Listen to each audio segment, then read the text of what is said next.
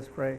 하나님 아버지, 오늘도 저희 가족들 하나님 섬기기 위해서 이곳에 나왔습니다. 오늘 설교하는 동안 하나님께서 도와주시고 이 준비해온 설교가 많은 사람들에게 감동받을 수 있도록 잘 갈 수 있도록 인도해 주시옵소서. 예수님의 이름으로 기도하옵나이다. 아멘.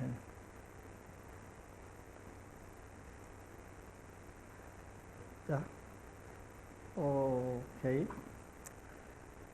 자, 오늘이 4월 26일, 4월의 마지막 주일입니다.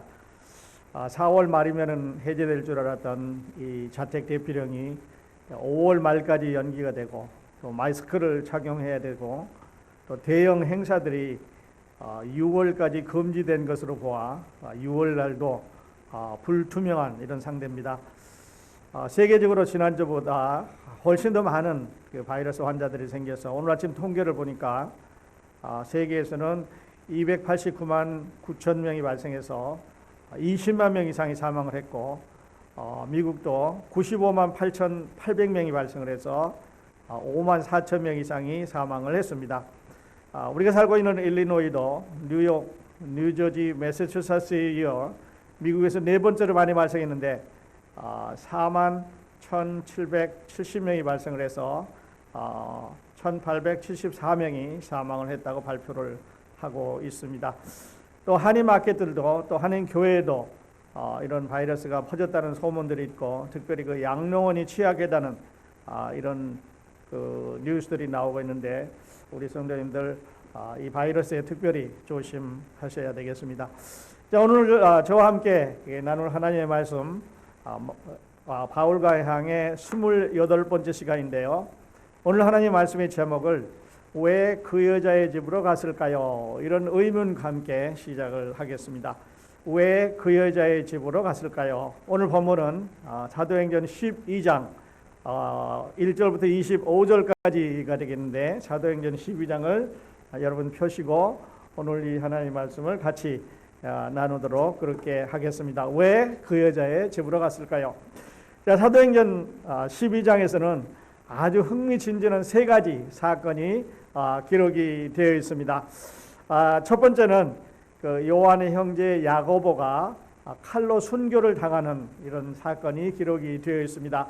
전에 요한이 어떤 일을 했는지 우리가 기록이 없지만, 그러나 요한의 형제라고 말한 걸로 봐서 이 야고보는 알페오의 아들인 야고보가 아닌 그 예수님과 함께 늘 같이 다녔던 베드로와 야고보와 요한, 이 세 사람이 삼총사로 다녔던 사람 중에 한 사람이라고 볼 수가 있습니다. 물론 뒤에 가보면 예수님의 동생 야고보가 이제 예루살렘 교회에서 큰 역할을 이렇게 하는 것을 볼 수가 있죠. 그러니까 사도행전 12장에 나와 있는 첫 번째 기록은 야고보가 칼로 순교를 당했다 하는 기록이 나와 있고, 두 번째는 베드로가 세 번째 투옥을 하고 석방이 되는 이런 기사가 기록이 되었습니다. 베드로는 지금 사도행전이 시작하면서 세 번 투옥을 하고 오늘 이제 석방이 되는 그런 과정의 기록이 되었습니다. 그리고 마지막 부분에 가서 헤롯 왕이 죽는 이런 기사가 나와 있으니까 요한의 형제 야고보의 순교, 베드로의 투옥과 석방, 그리고 헤롯 왕이 죽는 이런 기사인데, 이 기사는 AD 44년경이라고 그러니까 그리스도가 죽음과 장사와 부활과 성천과 성령이 강림해서 교회가 시작된 12년 후의 사건이라고 이렇게 볼 수가 있습니다. 12년 후에 이런 사건이 일어나는 거죠. 저도 이제 시카고에 한 30년, 그러니까 1990년부터 살고 있으니까 한 30년 살아보고 있는데, 그동안에 여러 가지 변화들이 많이 있었습니다. 뭐 정치적으로 인해서 생기는 변화도 있었고, 한인 사회에 생기는 변화도 있었는데, 그 중에 이제 가장 큰 변화를 하나 꼽으라고 한다면, 우리 911 된 다음에 공항을 지나가면서 우리가 들어오는 이런 변화를 볼 수가 있습니다. 그전에는 우리 공항에 마음대로 들어갈 수가 있었죠. 뭐 사람 전송하는데 비행기 앞에까지 갈 수가 있었는데, 이제는 그냥 공항에 가게 되면 짐 검사를 해야 되고, 뭐 패스포트도 몇 번씩 검사를 하고, 뭐 신발도 벗어야 되고, 막 엑스레이도 통과해야 되는 이런 변화가 전 세계적으로 일어나서 911 후에 큰 변화를 보이고 있었는데요. 이제 이 코로나 바이러스가 생기면서 우리 삶에 또 다른 변화가 이제 몰려오지 않을까 하는 이런 생각을 해 봅니다. 벌써부터 바이러스가 이제 퍼질 거기 때문에 서로 이제 만나면 악수부터 시작하는데 헤어질 때 악수하고 만날 때 악수하고 또 만날 때 악수하고 헤어질 때 악수하고 이러는데 이제 악수를 하지 마라. 또 포옹을 하는 것을 이제 멀리해라 하고 사람들이 많이 모이는 곳에 운동 경기장이라든지 극장이라든지 공연장이라든지 대형 쇼핑몰이라든지 뭐 이런데 가는 것을 이제 안 가게 될지도 모른다 하는 이야기를 하고 있습니다. 우리가 사람을 직접 얼굴로 만난 걸 대면이라 그러는데요. 대면을 하지 마라. 이거를 영어로 이제 untact라고 이렇게 말했습니다. untact. 사람을 서로 만나지 말고 일을 처리한다고 그래서 뭐 회의도 이제 화상으로 하고 설교도 화상으로 하고 사람들을 만나는 것도 이렇게 가능하면은 이런 미디어를 이용해서 했는데 이제는 대면은 안 하지만은 그러나 그 컴퓨터 스크린으로 해서 사람들을 만나는 또 스마트폰으로 만나는 일들이 많아졌습니다. 이걸 untact라고 그러는데 untact는 피하지만 untact가 일상화되는 이런 변화가 우리 삶에 몰려오지 않을까 하는 이런 생각을 해 보게 됩니다. 자, 이제 야고보가 죽었습니다. 베드로와 같은 동네 출신이지요. 같이 고기잡이하던 동네 출신입니다. 그리고 이너서클 세 사람 베드로와 야고보와 요한이 늘 예수님과 함께 다녔습니다. 야이로의 딸을 살릴 때 예수님이 세 사람을 데리고 들어갔습니다. 또 변화산에 갈 때 예수님께서 베드로와 야고보와 요한을 데리고 따라가셨습니다. 또 겟세마네 동산에서 기도하실 때도 요 세 사람을 더 가까이서 머물도록 이렇게 했습니다.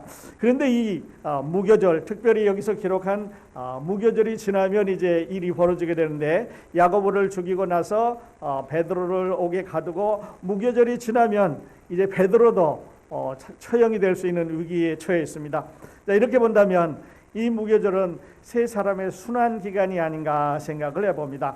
자, 야고보는 이미 죽었습니다. 베드로는 옥에 갇혔습니다. 그리고 무교절이 지나면 베드로를 꺼내서 헤롯이 유대인들을 기쁘게 하기 위해서 이제 처형을 하겠다고 하는 약속을 하고 있기 때문에 아주 심각한 일은 무교절이자 날이 새면 이제 베드로가 내일 불려 나와서 처형을 할 수 있는 마지막 밤입니다.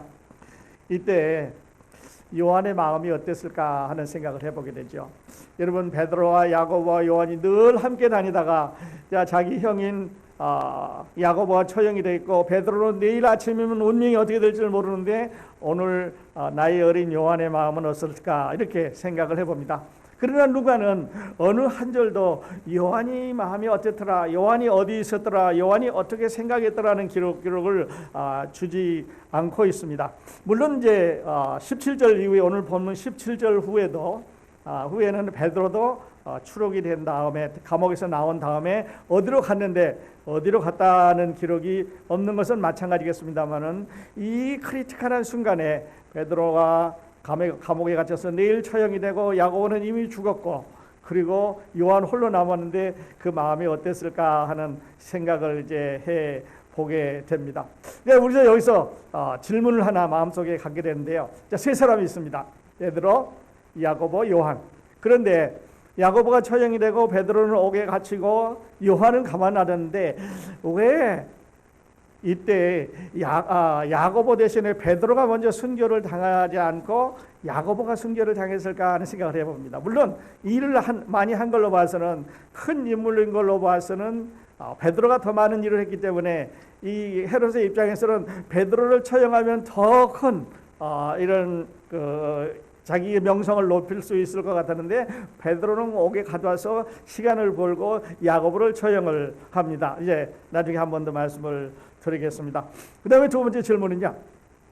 세 사람 중에 이제 한 사람은 밖에 있고 한 사람은 죽었고 한 사람은 감옥에 있는데 그 전에 사도행전 1장에 보면 12사도 중에서 한 사람이 이제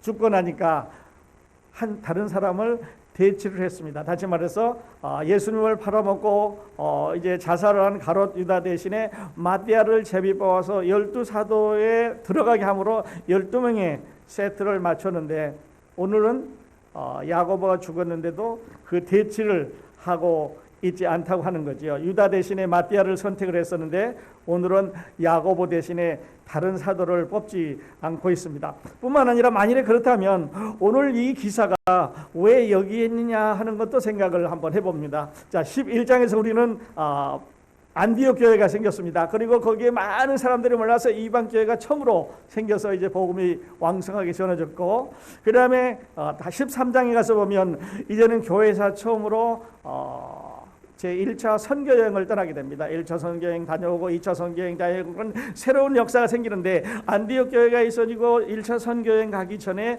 요 중간에 이런 기사를 하나 넣음으로써 우리에게 뭔가 지금 누가는 또 하나님은 누가를 통해서 아주 엄중한 메시지를 선포를 하고 계시는데요. 우리 이 기사가 왜 여기 있었는지 한번 자세히 생각하면서 말씀을 드리도록 하겠습니다. 자, 베드로의 세 번째 투어. 베드로는 4장에서 이제 복음이 전해지기 시작하고 5천 명이 구원을 받을 때쯤에서 사람들이 막 베드로를 향해서 몰려오니까 유대인 지도자들이 베드로를 붙잡아서 감옥에 넣습니다. 그리고 너 다시는 예수 이름으로 어떤 일도 하지 마라, 이렇게 경고를 하게 되는데, 베드로가 그때 다른 이로서는 구원을 얻을 수 없나니 천하 인간의 구원을 얻을 만한 다른 이름을 우리에게 주신 적이 없다. 그렇기 때문에 우리가 나가서 복음을 전할 수밖에 없다. 이렇게 이제 풀려납니다. 그리고 5장에 가서 보면 또 많은 사람들이 베드로에게 몰려오기 시작을 합니다. 그래서 심지어 베드로가 지나가면 그 그림자만 스쳐가도 병이 낫겠다. 그래서 베드로 옆을 이렇게 많은 사람들이 지나가고 안전벨트를 고치고 이런 큰 구원의 역사가 일어나게 될 때 다시 한번 베드로가 감옥에 들어가게 됩니다. 그러니까 4장에서 한 번, 5장에서 한 번, 그리고 오늘 12장에서 세 번째 이방 선교의 붐이 일어나기 시작했는데, 그리고 다시 선교여행이라고 하는 새로운 역사가 열리기 시작하기 직전에 이 베드로를 옥에 가두는 사건을 통해서 우리는 왜 이때마다 이런 일이 생겨날까? 왜 이런 중요한 모먼트마다 하나님께서는 이런 그 놀라운, 우리가 예상할 수 없는 일을 일으키셔서 우리에게 새로운 방향을 제시하고 있을까 하는 생각을 해봅니다. 자, 이것이 하나님의 뜻일까요? 아니면 사탄의 방해일까요? 사탄이 복음을 방해해서 그를 감옥에 넣었을까요? 아니면 하나님께서 다른 목적이 있으셔서 베드로를 옥에 가두실까요? 하는 거죠. 물론 이 세 번 다 투옥은 베드로가 잘못된 게 아닙니다. 베드로가 자기 잘못을 한 게 아닙니다. 범죄한 게 아닙니다. 어떤 정부에 대항한 게 아니고 종교적으로 어떤 것을 범했기 때문이 아니라 이때는 이스라엘의 지도자들이 자기의 위치를 두려워해서 지금은 헤롯이 유대인에게 인기를 끌려고 감옥에 넣는 것을 볼 수가 있습니다. 자, 베드로가 옥에 갇혔습니다. 근데 아주 기이한, 오늘 본문에 보면 기이한 현상이 일어나겠죠. 4명의 군인들이 사교대로 베드로를 지킵니다. 그러니까 6시간 단위로 보초를 쓰는데요. 한 번에 4명씩입니다. 그래서 2명은 문 밖에서 지키고 있고 문에서 지키고 있고, 또 2명은 베드로를 양손을 체인으로 갈아서 이제 지키고 있습니다. 그러니까 양손에 체인을 거는 사람이 2사람이 있는가 하면 문에서 지키는 사람이 2사람이 있으니까 한 사람 베드로를 지키기 위해서 16명이 동원해서 계속 교대로 돌아가면서 베드로를 지킵니다. 왕의 명령이기 때문에 누구도 이 사람을 도와줄 수가 없습니다. 왕보다 더 큰 힘을 가진 사람은 없지요. 아침에 이제 일어나면 베드로의 운명이 결정이 되는데, 그날 밤에 베드로는 두 사람의 간수 사이에, 두 사람의 간수의 체인에 묶여서 성경에 보니까 잠이 들었더라, 이렇게 기록하고 있습니다. 잠이 들었습니다. 여러분, 우리에게 무엇을 선사하고 있습니까? 여러분은 이 상황을 마음속에 걸어보시면서 어떤 생각을 하시고 계십니까? 베드로가 잠이 들었습니다. 2사람이 체인에 걸려 있습니다. 또 2사람은 문 밖에서 지키고 있으니까 이제 요즘 말로 하면 그냥 개미 새끼 한 마리도 들락날락 할 수 없는 엄중한 속에서 베드로는 지금 쿨쿨 잠이 들고 있습니다. 그런데요, 자세히 들여다보면 이 베드로는 잠자는데 어떤 기록을 보유하고 있는 것 같아요. Peter has a record. 첫 번째는요, 변화산에 올라가서 예수님의 모습이 변화됐습니다. 그냥 이렇게 변화돼서 이제 그 변화산성에서 계시는 그 예수님을 보고 베드로는 밑에서 잠이 들었습니다. 두 번째는요, 겟세마네 동산에서 예수님께서 그냥 땀을 펄펄 흘리면서 아버지요, 이 잔을 내게서 피하게 해달라고, 할 수만 있으면 피하게 해달라고 기도하고 내려오는데 베드로와 야고보와 요한이 잠이 들어 있습니다. 그러니까 어떻게 보면 베드로는 이 잠자는데 익숙한 것 같아요.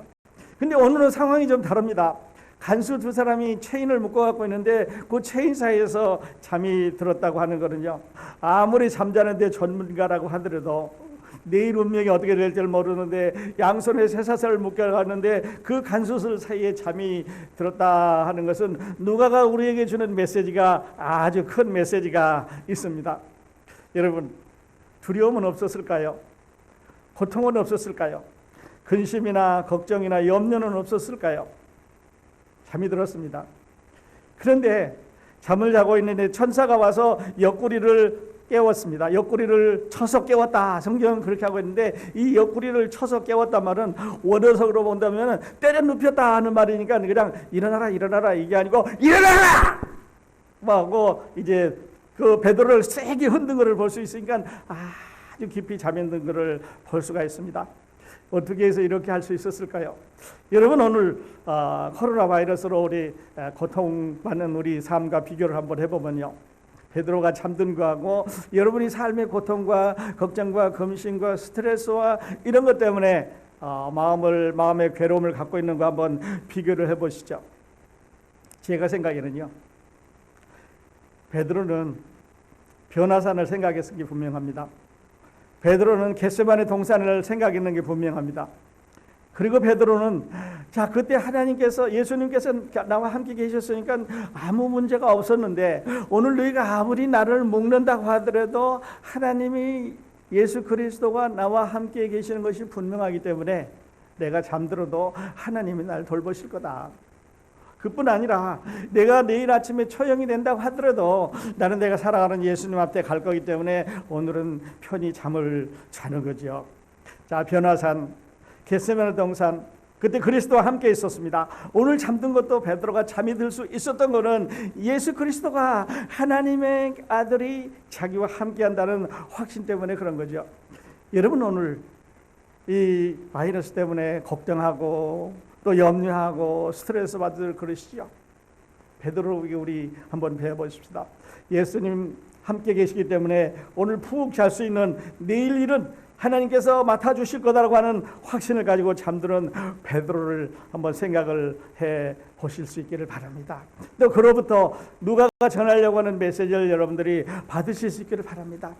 너무 염려하지 마십시오. 너무 걱정하지 마십시오. 하나님이 함께 계시는데 베드로처럼 잠드는데 편하게 스트레스, 염려, 근심, 걱정 다 내려놓고 하나님께 주님 오늘까지 돌보셨으니까 내일도 저를 돌보실 줄 믿습니다 하고 편안한 마음으로 주무시는 것이, 또 생활하시는 것이 옳다고 저는 여러분에게 말씀을 드리고 싶습니다. 그 다음에 또 하나 여기서 볼 수 있는 것은 천사가 지금 감옥으로 베드로를 찾아 들어갔습니다. 베드로를 찾아 들어가서 베드로를 깨웁니다. 그런데 초대교회가 시작하면서 천사들이 참 바빴을 것 같아요. 아마 천사가 굉장히 바쁜 심부름을 다녔을 것 같아요. 우선요, 사도행전 5장에서 베드로가 투옥됐을 때 거기 들어갔습니다. 사도행전 8장에 가서 보니까 빌립과 네시가 사막에 가고 있는데 거기 천사가 가셨습니다. 빌립에게 너 어디로 가라, 마차로 가까이 가라, 거기서 이야기하는 동안에 하도록 이제 이야기를 지시를 하고 있습니다. 사도행전 10장에 보면 고넬료에게 나타나셨습니다. 또 베드로에게 그때 동시에 나타나셔서 천사가 흰옷을 입고 나타나서 두 사람에게 만날 것을 이야기합니다. 그리고 오늘 12장에서도 천사가 나타났고요. 그리고 바울과 실라를 사도행전 16장에서 찾아가는 광경을 볼 수가 있는데, 그러니까 5장에서 8장에서 10장에서 두 번, 오늘 12장에서, 그리고 계속 16장에도 이 천사가 급히 하나님의 심부름을 가지고 이 초대교회를 방문하는 것을 볼 수가 있습니다. 자, 그리고 이제 천사가 하는 말을 가만히 여기 본문에 보니까 아버지가, 아니면 부모가 자녀들에게 일어나라, 옷 입어라, 신발 신으라, 허리띠 띄어라, 그리고 나 따라 나와라. 그리고 이제 감옥 밖에 나가서 큰 거리에 가니까 거기서 디스어피어드 됐다고 말씀하고 있는데, 꼭 부모님께서 자녀들에게 하시듯이 이렇게 옆구리를 깨워 일으키고 급히 일어나라, 띠를 띄어라, 신발을 신으라, 겉옷을 입고 따라 나오라. 그래서 마치 이스라엘 백성들이 그 애굽을 빠져나오는 밤처럼 이렇게 자세하게 일러주는 것을 볼 수가 있습니다. 그리고 이제 베드로를 추록시키고 나서 천사는 떠나가고 길거리에 베드로 혼자 남았습니다. 자, 베드로 어디로 가야 되죠? 어디로 갔을까요? 밤중인데 베드로가 어디로 가야 되는데, 오늘 말씀의 제목이 바로 그겁니다. 왜 그 여자의 집으로 갔을까요? 베드로의 마음속에 떠오르는 한 장소가 있었는데 바로 그 여자의 집입니다. 우리 이 본문에 보면 12장 12절에 보면, 깨닫고 마가라 하는 요한의 어머니 마리아의 집에 가니라. 여러 사람이 거기에 모여 기도하고 있더라. 이렇게 소개를 하고 있는데, 요한 마가의 어머니 마리아의 집으로 갔습니다. 성경 전체를 통해서 한 구절 딱 나옵니다. 요한 마가의 어머니 마리아. 참으로 훌륭한 여자지요. 이제 한 번 더 말씀드리겠습니다만은, 아마 이 집에는 전에도 사도들이 자주 갔었던 것 같아요. 이 여자는 바나바의 누이죠. 또 사도들이 모일 수 있는 큰 저택을 보유하고 있던 것 같습니다. 또 막강한 부와 영향력을 가지고 있는데요. 큰 집을 가졌다고 그래서, 부를 가졌다고 그래서, 막강한 영향력을 가졌다고 그래서 성경에 기여한 것은 아닙니다. 신약 성경의 이 교회사의 그 발전에 기여한 것은 아니죠. 요한 마가의 어머니 마리아, 이 여자는 남편이 알려진 바가 없습니다. 그리고 아들 하나 요한 마가라고 쓴 걸로 봐서, 요한은 유대식 이름이고 마가는 히브리식 이름입니다. 그러니까 유대식 이름과 히브리서의 이름을 갖고 같이 붙여서 요한 마가, 영어로는 존 마악이라고 그러죠. 그 어머니 마리아, 아들 하나밖에 없는 사람이죠. 남동생인지 아니면 오빠인지는 모르겠습니다만 바나바가 둘이 형제간이라고 말했으니까, 그리고 남편이 없는 걸로 봐서 과부라고 이렇게 말씀을 드릴 수가 있는데, 이 요한 마가의 어머니 마리아, 우리가 말하는 마가의 다락방은 예수 그리스도께서 최후의 만찬을 가지셨던 집입니다. 또 120명이 함께 모여서 기도할 때 성령이 임했던 집이죠. 뿐만 아니라 생명을 무릅쓰고 자신의 집을 예배당, 예루살렘 교회의 예배 장소로 제공했던 역사적인 역사를 가지고 있는 이 여자입니다. 이곳에 이제 베드로가 생각이 난 거죠. 그래서 베드로의 발길이 요한 마가의 어머니 마리아의 집으로 향하게 그렇게 되었습니다. 자, 여기서 마리아가 내가 우리 집을 역사적인 장소로 활용해야 되겠다. 그래서 자기 집을 내놓은 게 아니고 그 하나님을 위해서, 예수 그리스도의 복음을 위해서 그리스도를 사랑하는 마음으로 내놓다 보니까 그곳에 역사적인 이런 장소가 된 거죠.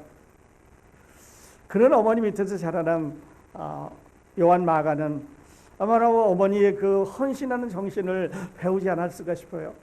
그래서 우리 공부했습니다마는 마가복음을 읽어보면 마가는 예수 그리스도를 섬기는 종으로 늘 그 섬기면서 일하시면서 급히 다니면서 자기가 취할 수 있는 모든 것을 다 바쳐서 헌신하는 종으로 묘사하는 것을 볼 수가 있는데요.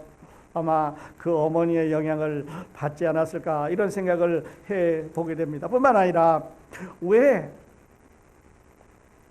베드로가 이 여자의 집으로 갔을까 하는 대답, 오늘 설교의 제목입니다만은 우리는 25절에서 그 답을 찾아볼 수가 있습니다. 사도행전 12장 25절에 보면요, 바나바와 사울이 부조하는 일을 마치고 마가라 하는 요한을 데리고 예루살렘에서 돌아오니라, 그렇게 기록했습니다. 그러니까 마가라 하는 요한 마가를 그 집에서 모였던 그 성도들이 모였던 그 집에서 그 외아들 요한 마가를 데리고 안디옥 교회로 돌아왔습니다. 그래서 안디옥 교회에서 돌아온 다음에 13장에서 이 요한 마가가 선교여행을 떠나게 되는 계기를 마련해 주는 거기 때문에요. 안디옥 교회가 있었고 이제 선교여행을 시작하는데 12장에서 베드로의 그 투옥 사건을 통해서 요한 마가의 어머니 마리아를 소개해주고 그리고 그 아들 요한을 우리에게 소개해 주는데 그 이유가 있었지 않았을까? 바로 그것이 베드로가 그 집에 들어갔다고 하는 이유라고 생각을 합니다. 우리 마가복음에서 공부를 했습니다마는 이 마가는 베드로의 설교를 통역해 줄 만큼 헬라어에 능통한 사람이었습니다. 그리고 복음서 중에 제일 처음으로 마가복음을 기록했고, 그래서 그런지 베드로의 영향을 많이 받아서 베드로가 쓰던 문체, 베드로가 썼던 어체, 그리고 베드로가 사용했던 그 많은 보고 느낀 것들을 마가가 이제 그대로 자기 복음서에 기록한 것을 우리가 볼 수가 있는데, 마가복음 복음서 중에 제일 첫 번째로 기록된 복음서라고 말씀을 드렸습니다. 조용히 봉사하는 어머니, 그 밑에서 자라났던 아들, 이제 우리는 이 마가의 활동을 13장부터 보게 되는데, 또 애석하기도 너무 그 어머니 밑에서 그냥 이렇게 그 온실 속에 자라나는 화초처럼 그 거친 이런 선교 여행을 견디지 못하고 실패자로 이렇게 돌아오는 이런 어려움도 있겠습니다만은, 어쨌든 그 어머니는 참으로 훌륭한 사람이다, 그렇게 말을 할 수가 있습니다. 그 다음에 이제 그 집에 들어가서 베드로가 문을 두드립니다. 문을 당당 두드리니까 그 롯데라고 하는 그 심부름 하는 여자가 나와서 보니까 베드로입니다. 그래서 그냥 문을 열어주고 빨리 오십시오, 어서 오십시오, 여기서 기도하고 있습니다, 이렇게 안내했으면 좋겠는데, 그냥 문을 잠가놓고 들어가서 베드로가 왔다고 던집니다. 베드로 왔다고 하니까 사람들이 너 미쳤구나. 아닙니다, 진짜 베드로가 왔습니다. 그래서 본문에 하는 말이, 만일에 베드로가 왔다면 그것은 진짜 베드로가 아니고 천사일 거다. 천사라는 말은요, 베드로가 이미 죽어서 그 천사가 왔을 거다라고 말합니다. 그런데 계속해서 말을 하니까 이제 나가서 베드로가 왕거를 보고 문 앞으로 이제 집 안으로 받아들였습니다. 집 안에 받아들여서 베드로는 하나님께서 자기에게 지금까지 있었던 일을 쭉 이야기를 하고요. 17절이 참 중요합니다. 17절 한번 같이 보실 수 있기를 바랍니다.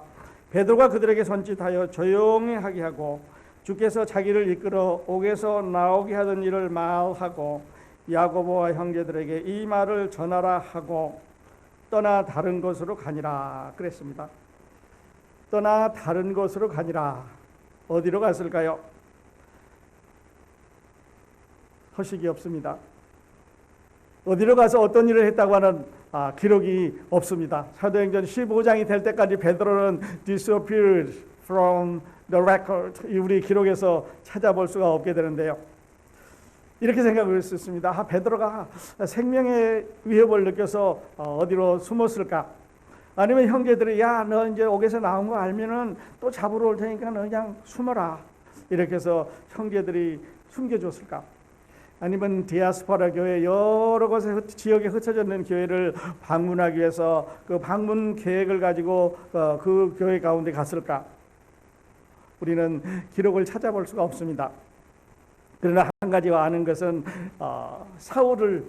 사울이 이제 사도행전 9장에서 예루살렘으로 돌아와서 이제 복음을 전하기 시작을 했습니다.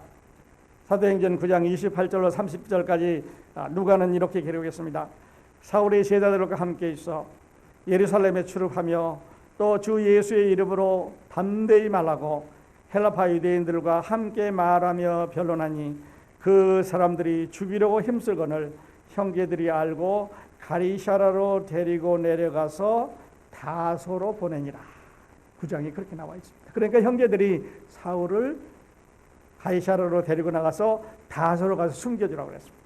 그리고 우리가 지난주에 봤던 대로 바나바가 다소에 가서 사울을 데리고 오는 그 역사적인 사건에 연결이 되는 거죠. 근데 여기서 베드로는 거기서 이야기를 하고 떠났습니다. 어디로 떠났는지, 형제들이 구원해서 떠났는지, 어느 지정한 장소를 줬는지 알 수가 없고, 우리는 베드로가 어디에 있었는지는 그가 기록한 다른 기록들을 통해서 찾아볼 수밖에 없는 그런 상황이 되고 말았습니다. 자, 사도행전 12장 아주 역사적인 익사이징한 사건입니다. 첫 번째로 야고보가 칼에 순교를 당했습니다. 두 번째 베드로가 투옥됐다가 이제 하나님의 도움으로 추록을 했습니다. 그리고 요한 마가가 소개되고 요한 마가의 어머니 마리아의 그 실적이 성경에 단 한 줄로 소개가 된 중대한 얘기가 기록이 되어 있습니다. 뿐만 아니라 헤롯이 그 보초 섰던 16명을 그 다음날 아침에 처형하는 기사가 계속이 되고 있고요. 헤롯이 너무 교만해져 가지고 이제 사람들이 막 신처럼 추앙을 하니까 하나님을 무시하고 교만해지다가 그 충에 물려 죽었다고 하는 기록으로 이제 그 끝을 맺고 있는데요. 자, 오늘 12장 저는 다음과 같은 두 가지 사건을 두 가지 것들을 우리 마음에 두면서 이 설교의 끝을 맺을까 합니다. 요한 마가의 어머니 마리아 다시 한번 생각해 보시죠. 여러분은 어떻게 생각하십니까? 조용한 여자입니다. 헌신했던 여자입니다. 성경에 단 한 줄밖에 기록이 없는 여자. 그러나 교회사에 엄청난 영향을 미치고 있는 요한 마가의 어머니 마리아는요, 우리 교회사에서 또 우리 교회에도 우리 교우들 가운데도 이런 어머니가 많이 있었으면 좋겠습니다. 물론 우리들 가운데 이런 어머니가 계시지만은 그러나 우리는 그때 그 마리아가 사도들을 도왔던 것처럼 오늘날은 우리 교회와 또 주변의 어려운 사람들을 돕는 하나님의 일에 협력하여 선을 이루는 이런 어머니들이, 이런 아버지들이, 이런 교우들이 많이 나타났으면 좋겠습니다.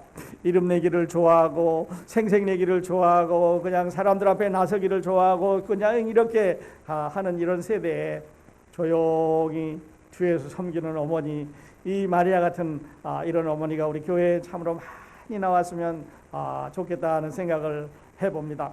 두 번째는요,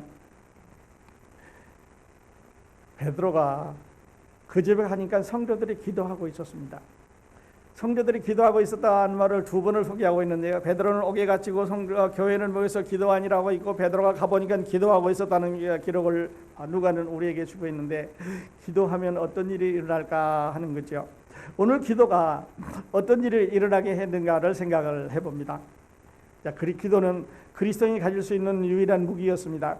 그 당시에 어떻게 해서도 베드로를 굴출할 수가 없었는데, 이 기도라고 하는 큰 힘이, 제가 생각할 때는요, 물론 베드로가 잠에 대한 어떤 큰 이력은 가지고 있었지만은, 그러나 기도라고 하는 성도들의 힘이 베드로를 평안히 잠잘 수 있게 해주지 않았을까? 나를 구출해 줄 거다. 하나님께서 나와 함께 하신다. 만일에 나를 구출해주지 않으면 나는 예수님을 만난다고 하는 평안을 성도들의 기도를 통해서 베드로는 감옥에서 가질 수가 있었습니다. 그러니까 베드로를 잠자게 하는 기록이 일어났다고 믿어지고요. 그리고 천사들을 보내서 베드로를 구출하게 하는 기적이 저는 일어나게 있다고 생각을 합니다. 교회는 베드로를 위해서 열심히 기도했던 걸로 봐서 하나님의 마음을 움직여서 베드로를 구출하는 기적이 일어났습니다. 그리고 베드로는 천사들을 봤을 때요, 전에 만난 천사입니다. 몇 번 만났지요. 5장에서도 만났고요, 10장에서도 만났고, 오늘 또 만나는 동일한 천사를 만났습니다. 그런데 한 번 더 소개해드리고 싶은 건 바로 그겁니다. 만일에 그날 흰옷 입은 천사가 나타나가지고 베드로야 일어나라고 옆구리를 찔렀을 때, 에이, 나는 안 일어나, 나는 여기 그냥 있겠어 라고 그 천사의 말을 듣지 않았으면 오늘 기적은 없습니다. 여기서 우리는 복음을 생각해 볼 수 있지요. 복음은 천사가 베드로에게 일어나라, 신발을 신으라, 허리띠를 묶으라라고 말했을 때, 베드로는 그 말을 듣고 그대로 행했을 때 쇠사슬이 풀려지면서 밖으로 나올 수가 있었습니다. 믿음이, 예수 그리스도에 보낸 천사라고 하는 믿음이 오늘 베드로를 옥에서 구출해낸 기적을 일어나게 합니다. 뿐만 아니라 그 말을 따라가는 순종이 그 추록을 가능하게 했습니다. 어떤 힘으로도 할 수 없는 구출, 바로 그 천사의 말을 듣는 믿음이, 그리고 그를 따라 나오는 순종이 베드로를 밖으로 나오게 했습니다. 여러분, 오늘 우리 구원의, 오늘 우리 믿음의 그 승리도 저는 이렇다고 생각을 합니다. 여러분, 예수 그리스도가 우리 죄를 다 지시고 십자가에 돌아가신 것을 우리는 너무 많이 들어서 귀에 그냥 못이 박힐 정도로 들었습니다. 그러나 들은 게 아니라 바로 그 말씀을 믿고 순종하고 그 말씀을 따라서 살 때 우리에게는 기적이 일어나게 되는 거죠. 하나님의 말씀을 믿으십니다. 여러분은 아마 아멘 하실 겁니다. 그리고 그 믿음을 행함으로 증명해야 그 믿음이 살아있다고 하는 것을 보여주게 그렇게 되는 거죠.